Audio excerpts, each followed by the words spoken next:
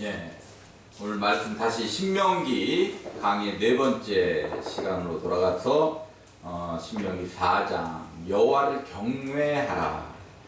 다음 주에는 여호와를 경외할 때, 경외한다는 순종입니다. 순종할 때 받는 축복에서 4장을 2주에 거쳐서 같이 나누려고 합니다.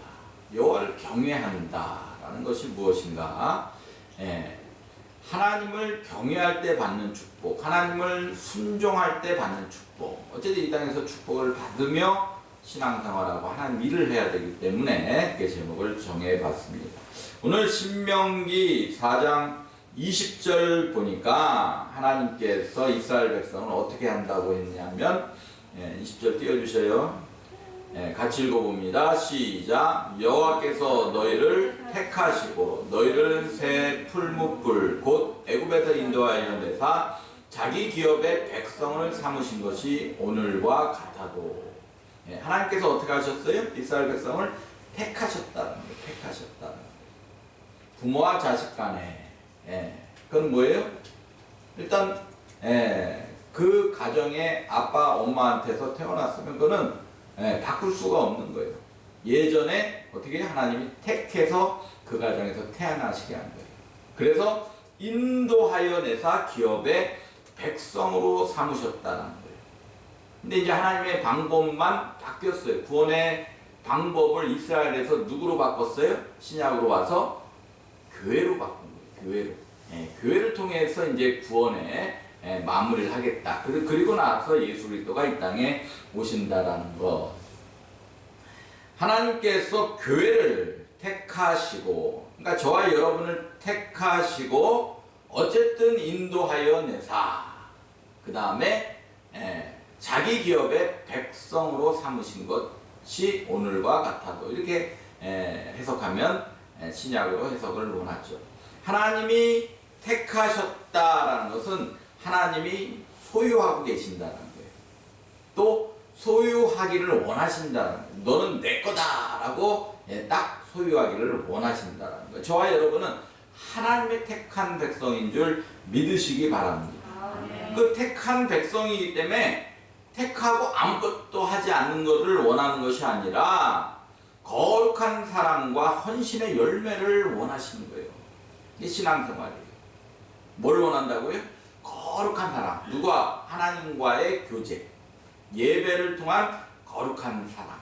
순종에 대한 거룩한 사랑. 그리고 이 땅을 살면서 하나님 나라 의를 위한 헌신의 열매를 원하시는 게 하나님이 우리를 택한 이유라는 거예요. 그러니까 죽을 때까지 신앙생활에도 헌신의 열매가 없으면 그거는 종교행위에 불과한 거예요. 구원까지도 다시 따져봐야 됩니다.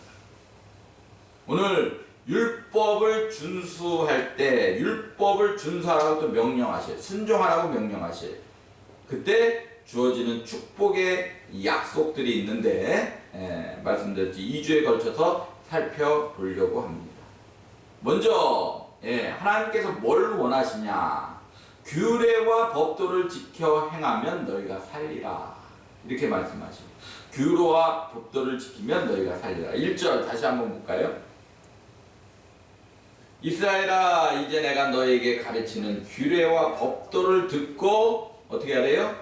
준행하라. 그리하면 너희가 살 것이요. 그러면 율법이라는 게 뭐냐? 여기 또 이렇게 조금 어려운 그 신학 용어 나오는데 율법이라 그러죠. 구약에는 율법이라 그래. 그 율법이라는 게 뭐냐? 규례와 법도를 합쳐놓은 게 율법이에요. 그러니까 구약의 성경 말씀은 뭐와 뭐가 합쳐진 거예요? 규례와 법도. 그럼 규례는 뭐냐? 제사법이에요. 제사법. 그러니까 뭐예요? 신약으로 보면 예배. 법도 뭐예요? 말, 행동, 그리고 삶이라는 거예요. 다시 말해서 구약의 율법이라는 걸 한마디로 풀어보면 뭐냐? 예배와 거기에 따른 삶을 말하는 거예요. 그걸 구약이든 신약이든 구약은 모세오경을 통해서 신약은 예수 그리스도의 말씀을 통해서 가르쳐줬다는 거예요. 그러니까 그걸 어떻게 해요? 그냥 듣고 끝나는 게 아니라 반드시 행하라는 거예요. 이게 신앙생활이라는 거예요. 중요한 겁니다. 율법은 뭐와 뭐라고요? 규례와 법도. 규례는 뭐예요? 제사, 예배에 대해서 쫙 구약에서는 제사로 가르쳐줬고 신약에서는 예배로 가르쳐줬고 하나님 영이시니 너희가 신령과 진정으로 예배드리라. 구약에서는 어떻게 제사하라 5대 제사를 통해서 알려주셨어요. 그리고 법도가 뭐예요? 삶이에요. 삶. 구약은 모세오경을 통해서 십계명을 통해서 어떻게 행하라. 신약은 예수님의 말씀을 통해서 어떻게 살아라. 마음을 다하고 뜻을 다하고 힘을 다하여 하나님을 사랑하고 이웃을 사랑하고 쭉 가르쳐 주셨다는 거예요. 그걸 듣는 걸로 끝내면 안 된다는 거예요. 준행하는 거예요. 그러면 너희가 살 것이다 라고 말씀하고 있어요. 사람이 어려울 때는 누구나 하나님을 찾아요. 자기 믿는 신을 찾아요. 근데 희한하게도 응답받고 문제 해결되면 다시 그 하나님을 소홀히 여겨요. 그래서 다시 어떻게 돼요? 하나님의 진노를 일으켜요. 그 하나님을 이용하는 거죠. 오늘 첫 번째로 신명기 4장을 통해서 규례와 법도 뭐예요? 예배와 거기에 따른 삶을 말씀대로 지켜 행하면 너희가 살 것이다 라고 말씀하고 있다는 거예요. 두 번째는 또 뭐라고 말씀하시냐? 2절에 같이 읽어봅니다. 시작. 내가 너희에게 명령하는 말을 너희는 가감하지 말고 내가 너희에게 내리는 너희 하나님 여호와의 명령을 지키라. 뭐 하지 말래요? 더가라 빼지 말래. 말씀 그대로 지키라는 거죠. 근데 가면 갈수록 문화의 변화를 통해서 또 교회의 현실을 통해서 또 한국의 교회의 현실 때문에 점점점 어떻게 해요? 더하지는 못하고 전부 빼고 있어. 뭐 때문에. 그런데 성경은 뭐라 그래요? 너희는 가감하지 말고 말씀대로 하나님 명령을 지키라고 말씀하고 있습니다. 마태복음 25장에 보면 예수님이 비유를 들어서 종말에 대한 비유를 들고 있어요. 그래서 마태복음 25장을 종말장이라고 그랬죠. 종말장. 거기에 보면 마태복음 25장에 쭉 비유를 하는데 한번 찾아보실래요? 마태복음 20장에 이건 제가 PPT를 안 만들어서 마태복음 25장 한번 찾아봅니다. 25장을 종말장이라고 하는데 무슨 비유가 되어 있냐? 열처녀 비유, 달란트 비유, 양과 염소의 비유.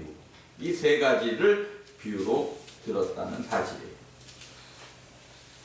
예수님께서 이 땅에 다시 오실 때 어떻게 오신다 그랬어요?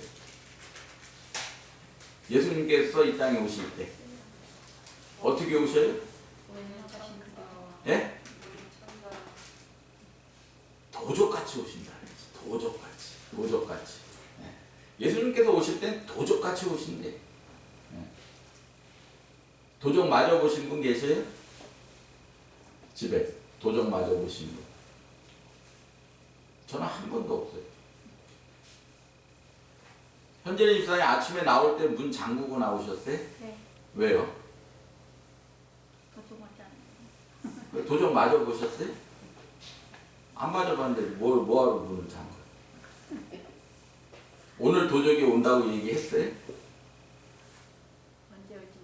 언제 올지 모르니까. 이게 정답이에요. 도적같이 온다는 건 뭐 언제 올지 모른다는 거예요. 그러니까 매달 며칠 날 종말이 온다, 예수 그리스도가 온다, 이거 다 뭐라고 보면 돼? 이단이라고 해요. 이단. 많은 이단들이 매달 며칠에 예수님이 오시니까 이 땅 필요 없으니까 다 갖다 바쳐라 해놓고선 어마어마한 재산을 갖다 바치게 했죠. 왜? 예수님은 다 필요 없는데 콕 넘어가요. 미혹의 영이 넘어가 버려요. 그날 돼서 카운트다운 딱 들어가니까 안 오네? 변화가 없네? 그럼 뭐 계시를 잘못 받았다고 또 바꿔 날잖아요. 그럼 거기 또 빨려 들어가. 참 어리석어요. 도적같이 온다 그래요. 도적같이. 언제 올지 몰라. 그렇기 때문에 문을 잠그고 준비하는데 예수님이 올 때 어떻게 오신다, 도적같이 오는데 뭐를 준비하라고 지금 예수님이 비유를 통해서 말씀하시죠. 첫 번째 열처녀 비유예요. 5 처녀는 뭘 준비했어요? 기름을 준비했어요. 5 처녀는 기름을 준비하지 않았어요. 그러면 신랑이 이스라엘 그 중동 지방에는 결혼식이 있으면 신랑이 신부 집으로 가요. 그러면 그 신부의 방으로 들어갈 수 있는 방법은 등불이 켜져 있어야 들어갈 수가 있어요. 등불이 켜져 있어요. 그러니까 5 신부는 어떻게 해요? 등불이 준비되어 있으니까 불을 켰겠죠, 신랑이. 한국에서는 함이 들어가죠, 함. 마찬가지로 신랑이 들어갈 수 있게 불을 켜놔요. 근데 준비되지 않은 처녀는 불을 켤 수가 없어요. 1시간이 지나고 2시간이 지나고 새벽까지 불이 켜지지 않으면 신랑이 기다렸다 어떻게 해요? 아, 나하고 결혼하기 싫은가 보다. 그냥 돌아가는 그런 이스라엘 풍습이 있어요. 그러니까 서로 얼굴을 안 보고 결혼하는 거예요. 안 보고. 요즘 모르겠지만 과거에는 그렇게 했다는 거예요. 그러면 이 기름은 뭐냐? 성령을 상징합니다. 성령. 이 성경은 뭐라 해요? 성령 충만함을 받으라. 성령을 소멸시키지 말라. 언제 예수님이 올지 모르니까 항상 성령이 내 안에서 역사하고 그 성령의 불이 꺼지지 않게 하라는 거예요. 이 성령의 불이 꺼지지 않게 위해서 기름을 준비한다는 건 뭐냐? 예배와 말씀과 기도, 찬양이에요. 이 방법뿐이 없는 거예요. 언제까지? 예수님 오실 때까지. 어제 예배 드렸다고 오늘 내가 말씀, 기도 안 하고 신앙생활 1주간 동안 안 하다가 주일만 와요. 수요일 날 오시면 어떡하실까? 근데 예수님께서 열처녀비를 통해서 언제 오실지 모르니까 항상 기름을 떨어지지 않게 하라는 거예요. 2022년에는 기름이 떨어지지 않는 교회에 많이들 못 나오시니까 평일에도 어디서든 집에서든 말씀 통독하시고 기도하시고 찬양 항상 틀어놓으시고 기름이 떨어지지 않고 성령이 내 안에서 역사하시는 그런 한 해 되시기를 주님의 이름으로 축원합니다. 2번째는 달란트 비유를 들었어요. 5달란트, 2달란트, 1달란트 받은 종, 5달란트 받은 종은 주인이 떠날 때 그리고 맡겼을 때 돌아왔을 때 10달란트를 남겼어요. 2달란트 받은 종은 4달란트를 남겼어요. 1달란트 받은 종은 어떻게 해요? 묻어버렸어요. 왜? 그것마저 까먹을까봐. 근데 돌아온 주인은 뭐라 그래? 1달란트 받은 종, 땅에 묻은 종에게는 악하고 게으른 종아, 그건 죄라는 거예요. 죄. 하나님께서 우리에게 각자에게 뭘 주셨어요? 달란트를 주셨어요. 물질 주셨어요. 은혜 주셨어요. 그걸 쓰지 않으면 죄라고까지 말씀하고 있다라는 사실입니다. 내가 얼마 남겼느냐가 중요한 게 아니에요. 내가 교회에 얼마나 큰 일을 하느냐가 중요한 거 아니에요. 하나님을 보실 땐 하냐 안 하냐가 중요한 거예요. 그래서 제가 그것이 축복의 비결이고 성경의 말씀이기 때문에 아주 작은 일이라도 하나씩 다 맡기는 거예요. 하나씩.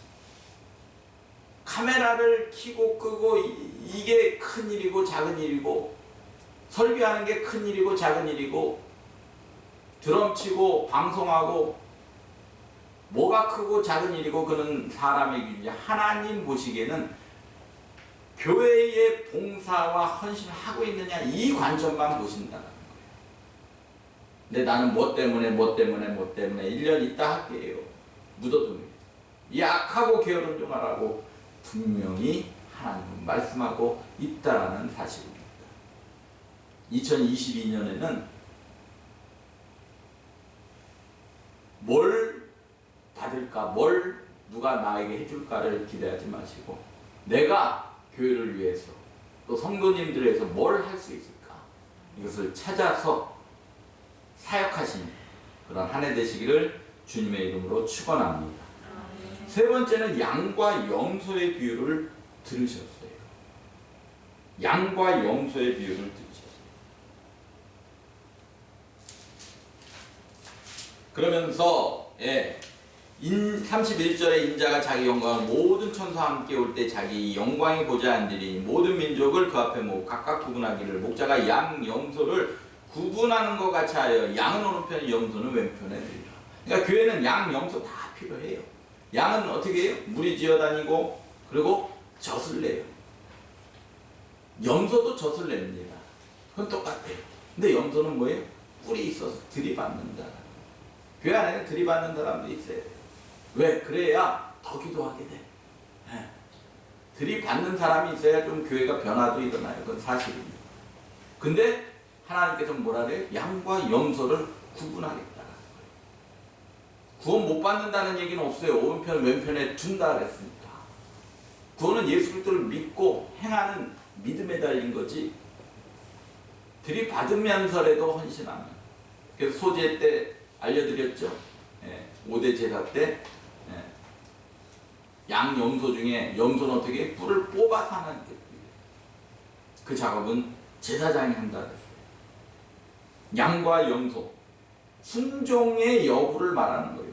양은 100% 순종하는데 염소는 순종하긴 하는데 100% 안 한다는 거죠.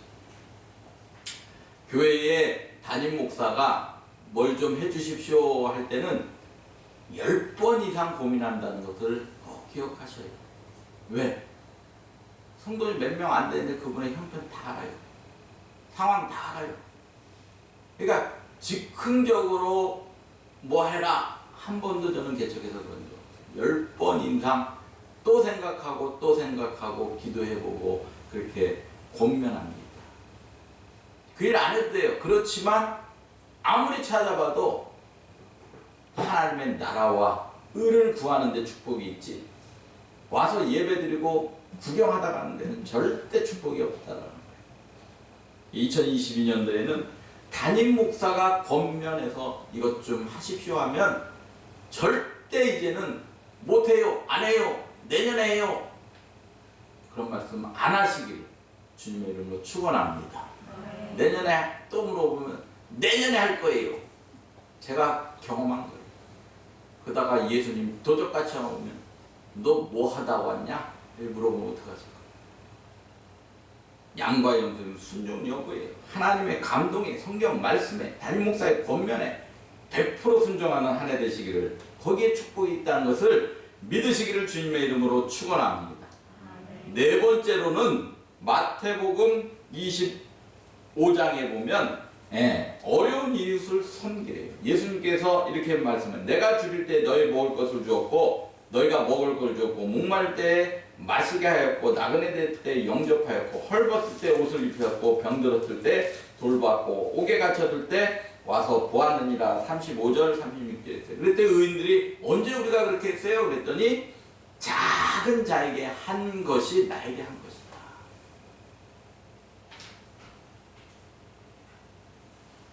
보이지 않는 하나님, 보이지 않는 성령님을 기쁘게 하고 예수 그리스도를 기쁘게 한다는 것은 주변에 예수 그리스도의 형상으로 만든 사람들을 잘 섬기라는 거예요. 그러면 예수님께서 나에게 한 것 같이 기뻐하신다는 거예요. 오늘 두 번째로 신명기로 하나님 말씀을 가관하지 말고 지켜라. 마태복음 25장의 비유 그걸 통해서 하나님께서 순종은 100%다라는 거예요. 100%. 열처녀 기름 준비하고 달란트 묻지 말고 양과 염소 들이받지만 그래도 들이받지 말고 100% 순종하고 어려운 일을 섬길 때 그것이 하나님 말씀을 가감하지 말고 지키는 방법이랍니다.